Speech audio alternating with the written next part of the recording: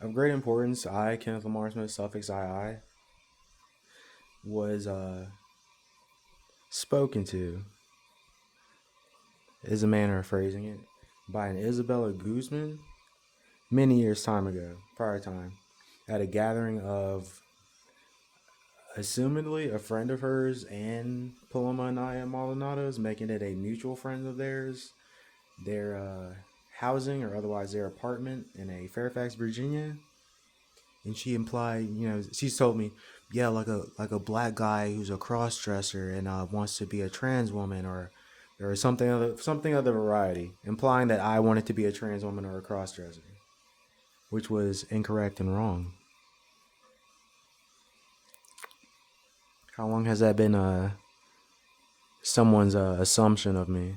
It's a good question. Otherwise, a quality inquiry. Considering the treachery of groups and individuals in the geography many years prior and in recent time. Loudoun County, Virginia, and geographies adjacent and nearby, against my enjoyment and want.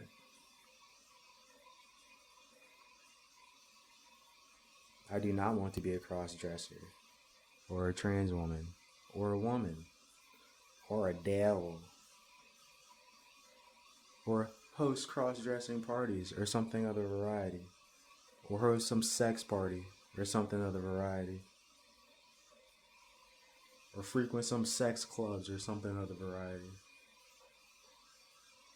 or live in some gated community or something of the variety, or live in some country club or something of the variety.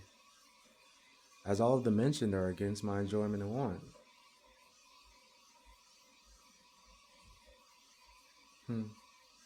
Also, to take into consideration, I've been tormented. By who? Romantic relations? That's unfair. You should call the police. I would, except I was being harassed and tormented by groups of individuals, not just one. Thusly, at the very least,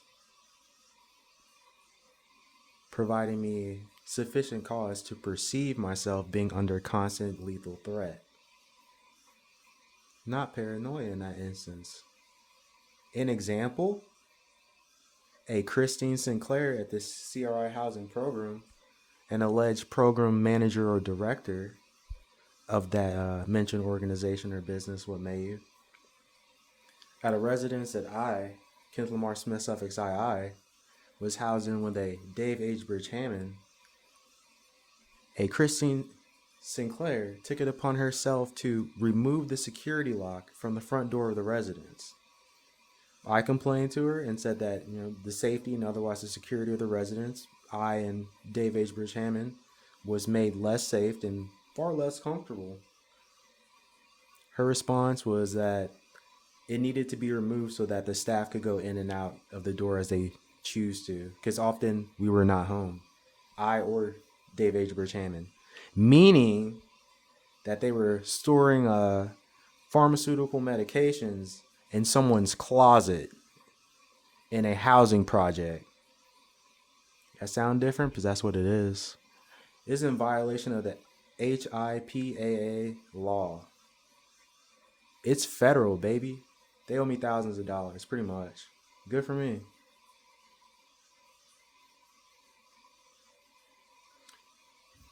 An example. So, some maybe, is it really a security lock? So I implore you to go to your, local hardware store or something of the variety and inquire with them. And then inquire as to what this is and what this does and what its purpose is.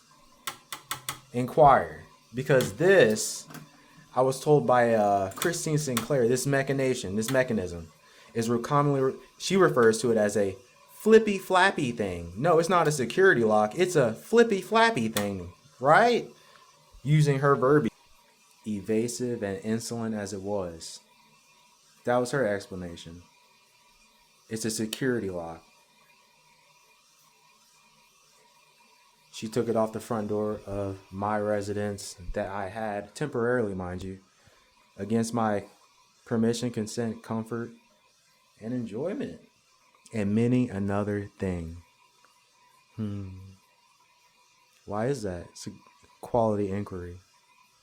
Quality. Also, of further importance, Dave H. Hammond is a senior citizen. He actually had his 60th birthday when I met his acquaintance. It was near about his 60th birthday. I bought him some foodstuffs from a gasoline depot, a gas station, a convenience shop to help him celebrate his birthday because I was highly impoverished as I continue to be current time, as I was in recent time, and I was in prior time. Why is that a mention? Because the CRI housing program was highly neglectful of him and his living conditions. And I'm just going to make a quick example out of things. This is not, as they look, just for reference's sake. So we had a mattress, something of the variety. So his mattress, so what? This is a hotel mattress, mind you.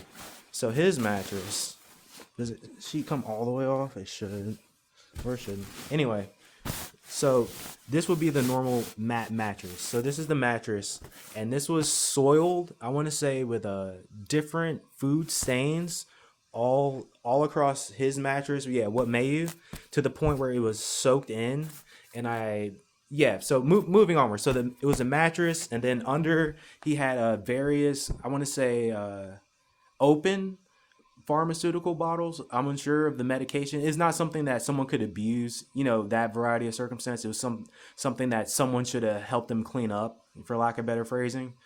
And he had, miscellaneous items comparative to that strewn around his living space. His bathroom or restroom, what may you, was it needed a lot of help. A senior citizen who is pharmaceutical medications to the point where he would probably qualify as being mildly or acutely mentally retarded, something of the variety. That's how many psychotropic medications he was on, and otherwise psychiatric medications. And he was definitely being overprescribed medications, and it was damaging his quality of life immensely. And he needed a lot of help.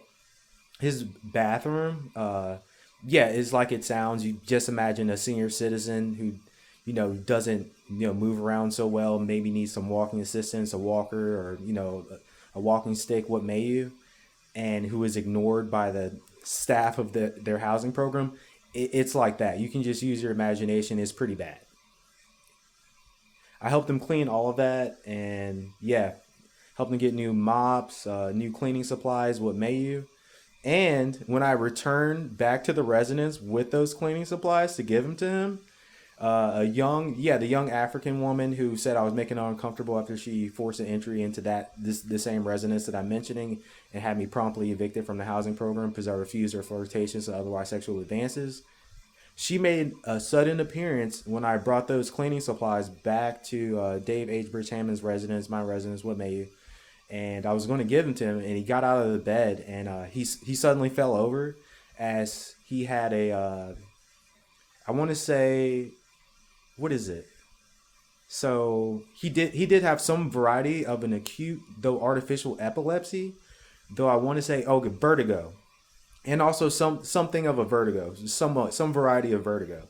So I'm saying that because he often slept with his television set on at a high volume when I did not remind him to turn it off prior to him going to bed. So he would go to sleep, loud action movies, drama movies, what may you, just blaring, mind you. And for someone who's on various psychotropic medications, psychiatric medications, and that put together, it's pretty bad. Yeah, just perpetually day to day, it's pretty bad. And the lamp that was provided by the housing program, his bedroom lamp, the light bulb in it was, I'm quite certain it was the light bulb. It had some kind of strobe effect. So essentially, whenever he went to look for anything when there was not daylight available, what may you, it was just a immensely bright strobe effect. I want to say it was higher than a 60-watt voltage, just illuminating his room, coming out from under the door that bright, just strobing, just like this. And anytime he needed to get something, let me look for something, it's just immense. So that I'm sure had a awful effect on his equilibrium, what may you.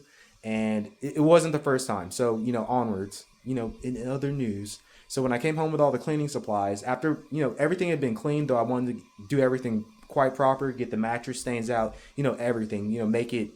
This is your room, Dave. It's nice to be. That variety of circumstance what made you. So the young lady from the housing program, she shows up, the teenage woman, mind you, and Dave falls out of the bed as he has often has, and needs help, getting out of it, and she just starts screaming. Why did you hit him? Why, are you assaulting him? What did you do? Just that, just screaming, topic, just losing it. And I told this has happened prior. He just needs help. No, you're attacking him. And then she immediately called the program manager, director, by a mobile device. What may you? As I'm recording with now, yeah, cell phone. What may you? And she just starts screaming on the phone call. He's assaulting Dave H. Bridges. He's assaulting him. He's damaging him. Blah blah. What may you? And I'm holding cleaning supplies from Target, and just looking at her. Actually, she's a nutcase. She needed help. She was a young. She's probably entitled. She's probably rich and also insolent. Proper combination in regards to her actions. It's a high percentage chance. Assumptively, the whole thing. Moving onwards, and then I was on a phone call with my mother or my mom. What may later, and she also started screaming at me. Why are you assaulting residents there? Someone told me that you were hitting people in your housing, your residential housing. Blah blah blah. What may you? I was not. Oh yeah, it was on uh my parents were providing me transportation back from one of the hotel accommodations that I had. And my mom just suddenly just, well, you were beating up old people. You were beating up an old man. I was not. I was quite kind of Dave H. Rich Hammond. At best, I destroyed his toaster. I smashed it to smithereens, and without any context, it sounds insane, huh?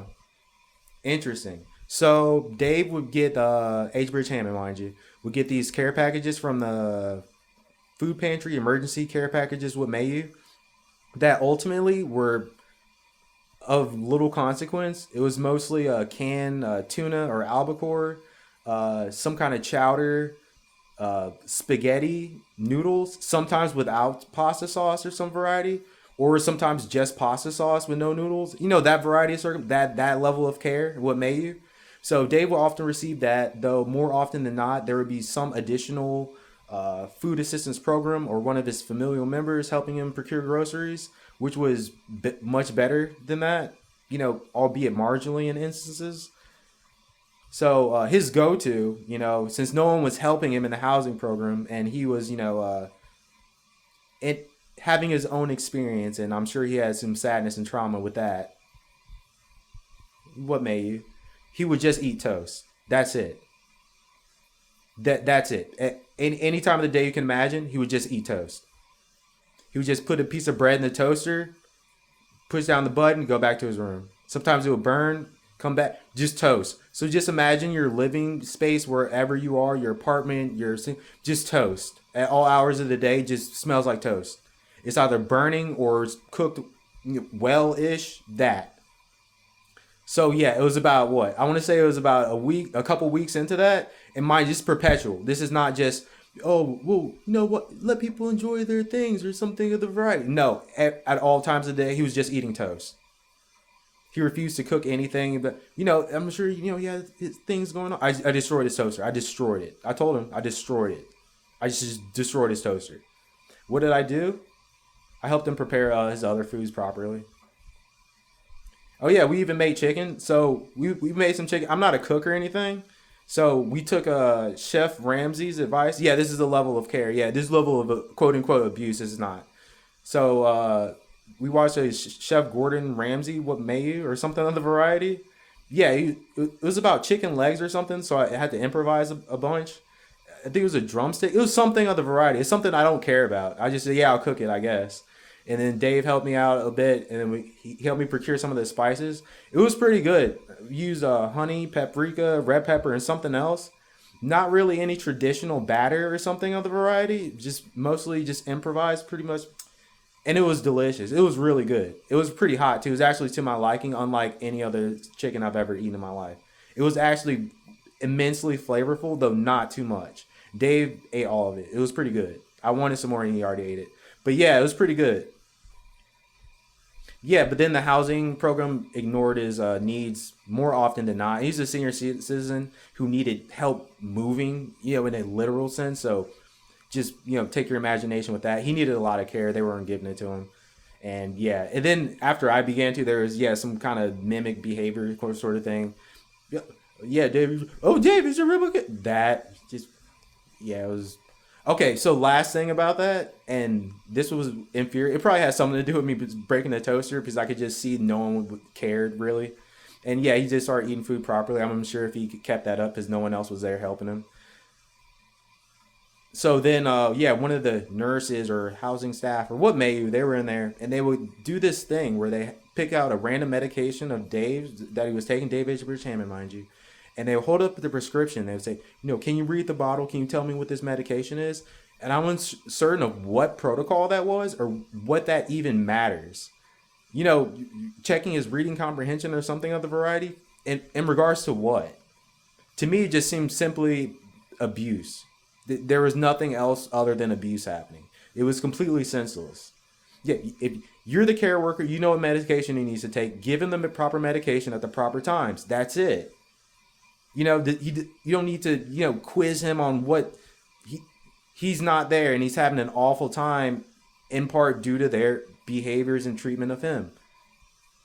In other news, moving on, they would have him read those medications out to him, and I noticed a pattern where Dave would not, he either couldn't read or did not know what prescription it was or did not care in that particular moment. It's probably a variation on all of those at different instances in prior time. And they would say, hey, what does this say? And he'd say, his prescription name. They hold up another one. He'd say the same name. Hold up another one. He'd say the same name. And the care worker they would do this for, I want to say, a literal near about 10 minutes time. So they would just sit there and just, oh yeah, so what does this say? And you just keep giving them the same answer. They don't stop. They would not stop. They just, oh, is this? Oh yeah. Oh, and that's what pushed me. That was what, I became aggressive. Outwardly, no. I just began ruminating. That way. And they would tell him, this is the reason behind my frustration and aggression in regards to that. Oh yeah, good, Dave. Yeah, it's pretty good. No matter what he said, he could have got it completely wrong. Wrong medication, which he did oftentimes, and I just sat there and observed it. What may you? Wrong medication name. The whole thing. Oh, good, Dave. Yeah, very good. That's good, Dave. And they would just write down whatever on the writing. And then I looked at the writing. I want to say there was little, if anything, that was applicable to what was happening on that paper form that they were filling out. Yeah. So yeah, when I was saying, oh, senior citizens, that's what I was perceiving day to day. And mind you, I was being prevented from working because my parents took my work vehicle, my car. Yeah, I was delivery driver. Can't you do anything else? I couldn't. Many places of businesses in the geography denied me employment or otherwise refused it, unfairly at that. So no, there's nothing else I could do. I prefer not to be a delivery driver. I had to be a delivery driver because that was the only option available to me. Because of treacherous beings and individuals and groups against my enjoyment and want. Has CRI ameliorated their treachery towards the senior citizens and their care? It's a great inquiry. It's a quality one at the very least. Look into it. Why not? Especially if you have some spare time or annual income in excess of $100,000 United States currency annually.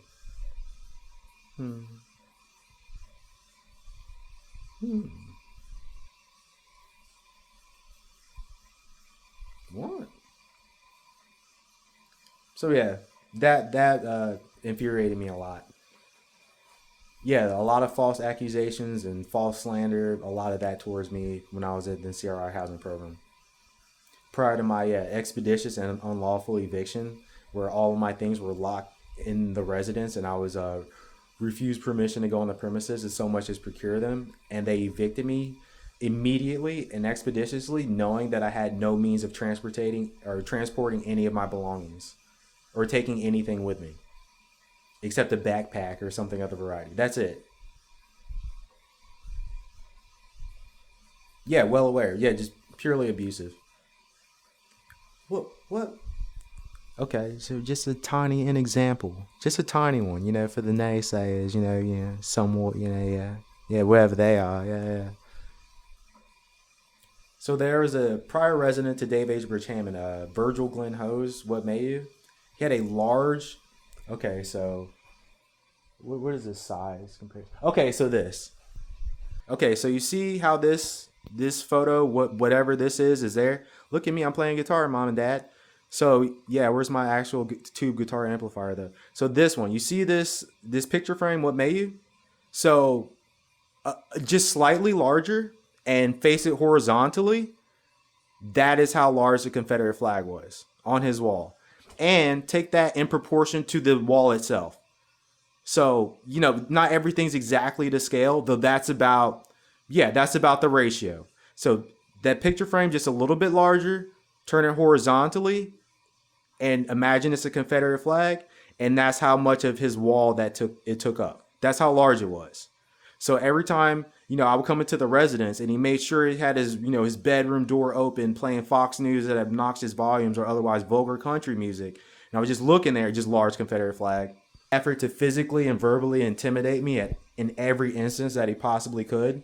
And then when that wasn't enough, when I wasn't, responsive enough in regards to his personal wants and needs and tastes or whatever, or perversions, what may you, he would then just go to the audio route. He just blaring country music and what may you.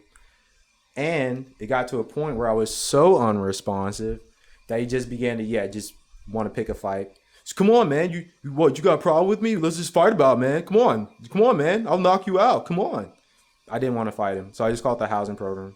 What did they do? Move me into a hotel room near about 2 or 3 days. I want to say it was a business week after one instance. What they do repeatedly did that. What did they do eventually? Stop moving me into a hotel accommodation. What did they do instead? Nothing. You guys should work it out. Come on, you guys are roommates. You guys, need to shake hands about it. Everyone's adults here.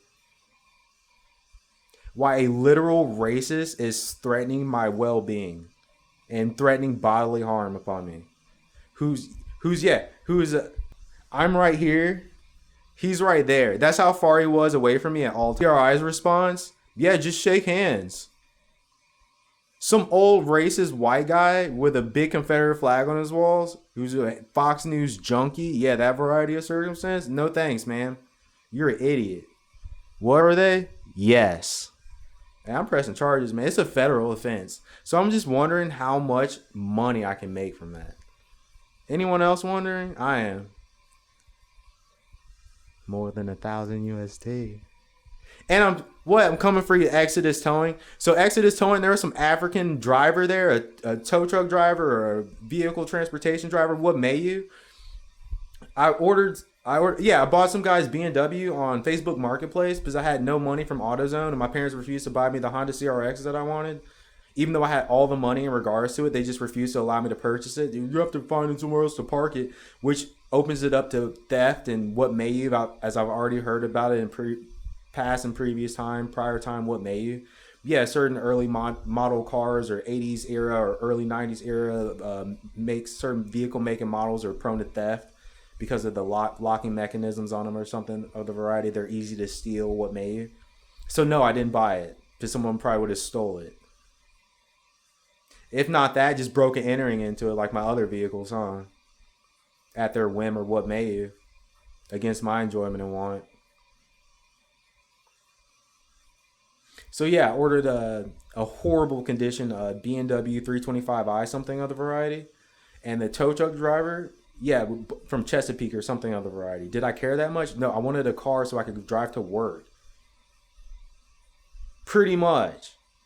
And then what happened with the tow truck driver? He just revved the engine until he blew up the engine. That's it. That's it. Literal. And there was exhaust fumes and also fumes emanating from under the hood. Yeah, he did that. He just total loss. The car would never start again. That's it. And the car was already in horrible condition aesthetically, though the engine was still running. Did that too. Yeah, it was just completely done. $3,500 United States currency. That's it. Yeah, you owe me all of that money, Exodus towing. Yeah, is it Pennsylvania? Are they from Philadelphia? They owe me $3,500 United States currency. Expeditiously, mind you.